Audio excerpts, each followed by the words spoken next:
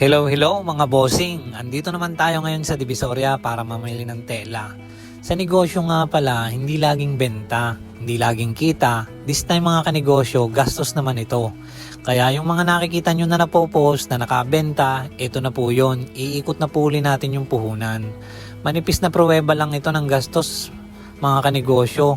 Madaming hindi pa nasasama dito. Siyempre dadaan pa ako sa bilihan ng mga sinulid tsaka ng mga iba pang accessories.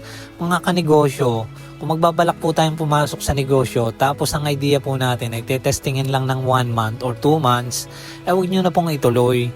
Kasi po, sa malamang yan, ay ayaw o atras din po kayo. Kasi po halos lahat ng negosyo ay napakadaming trial na dadaanan. Ngayon, kung testing lang ang idea mo ay pihadong payaga ka pag nakadaan ka ng konting problema.